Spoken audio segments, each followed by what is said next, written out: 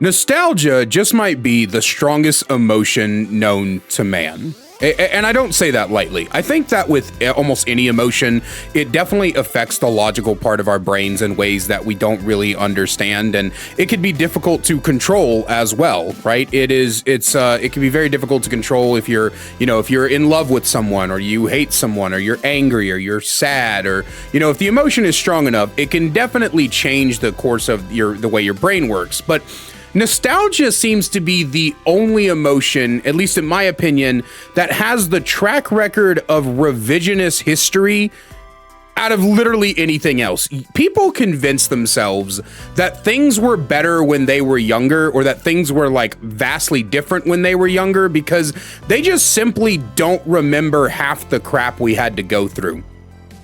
I remember I was at a diner one time, and they still had glass ketchup bottles, and it was one of the biggest pain in the asses to get the ketchup out of those bottles I had ever seen before in my entire life. I had to turn it over, and then I had to hit the back of it like I was spanking a naughty girl at the Average Saturday meeting, and then I had to like shake it a couple of times, and it was just like, man, I really wish I had a squeezable bottle to get this crap out of here. And my mom goes, things were so much better when they were glass bottles anyway. Really? You think things were better when things were less convenient than they are now? Anyway, the point that I'm getting at is that when it comes to MMR and SBMM, gamers have extreme nostalgia bias in thinking that games used to be better because they didn't have those things in them. And I'm here to tell you that your nostalgia is incorrect. Things used to suck back in the days when you were forced to play against people who were way out of your league. Now let's back up for just a second. What is MMR and SBMM? These are two names for essentially the same systems. MMR is matchmake ranking, and SBMM is skill-based matchmaking. Essentially, these two things refer to hidden numbers that games have. These numbers are determined by an algorithm that watches how you perform from match to match and essentially changes and then matches people who have a similar number to the one you currently have. And a lot of people, and I do mean a lot of people, think that these systems have ruined gaming, that they've made gaming feel more sweaty, less relaxed, less casual, and I think that's all kind of bullshit, and I'll tell you why in just a moment. But for now, I just want you to know that back in the day, when we were not matched with people of our skill level, there were nights where you literally could not play the game.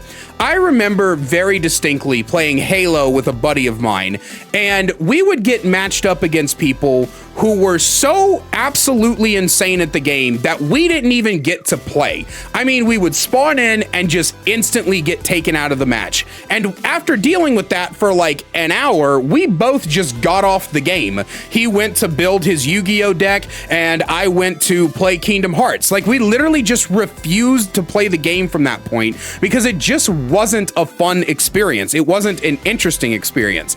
And every time you hear people talk about MMR and SBMM, I don't know what I'm talking about. Anyway, the point is, anytime you hear somebody talk about these two things and they're complaining about it, they are under the impression that because somebody is a casual player or because somebody's not a good player, that they should just suffer through having to deal with people who are vastly more skilled than they are. And I'm here to tell you that that is a bullshit way of thinking and lacks, in my opinion, complete empathy for people who want to just play the game.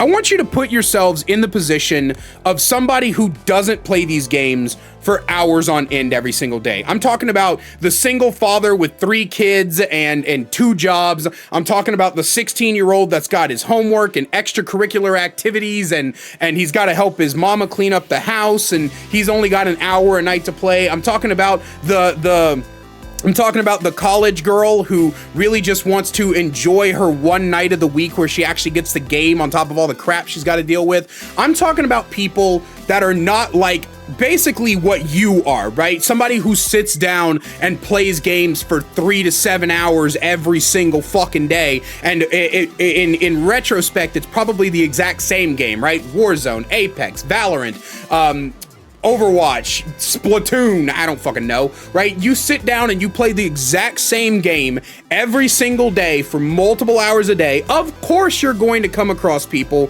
who are much better at the game than the average casual nobody, and thinking that casuals should just have to put up with getting their teeth kicked in every single match just so you can have easier matches is just not a good look. At the end of the day, people should be playing in their skill level. I cannot stand the idea that somebody who never plays this game or somebody who just downloaded the game, let's take the full casual aspect out of it and put it to like a brand new player. Dude just installed the game 20 minutes ago. This is his second ever match.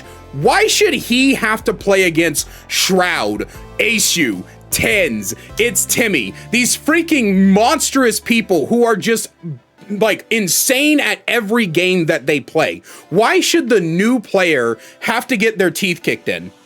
And every time I ask this question, there's always somebody that's like, well, if the player isn't having fun, then they just need to get good. And like, no, nobody should have to dump hundreds or thousands of hours into a game to enjoy it. That should never be a thing. If you ever hear the phrase, well, you just have to, in order to enjoy this game, you have to put all this time into it to get good at it, that's not a good game. That's not a fun game. And developers recognize this. That's why these systems are in place, because of new player retention. Whether you like it or not, developers have a lot of statistics, and I don't like spreadsheet balancing. I think spreadsheet balancing often ignores a lot of the problems, but one thing I will agree with is they understand retention rate.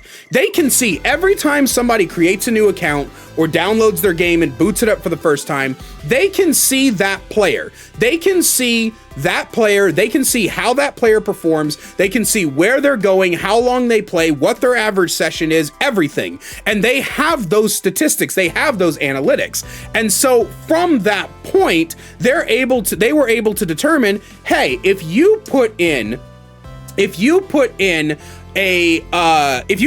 these systems, new players actively continue to play the game much more often. They actively stick with the game, they actively play it, they actively they keep playing it. And so that's what the whole point is to keep new player retention. Yeah, it sucks to have sweaty games back to back to back, but I would argue what sucks more is getting your teeth kicked in over and over and over and over again. And I just can't keep up with that shit. I'm sorry, I cannot get behind saying, I would rather have easy games where I'm running through bots like Drano, or however the hell that LMFAO song went, over saying I would rather people who are lower skill level than me have a good time. Yeah, it sucks that being good at the game is essentially punished, but between me playing a game and having to sweat my balls off every match, or a new player enjoying a game that I love so it continues to make money and stay alive,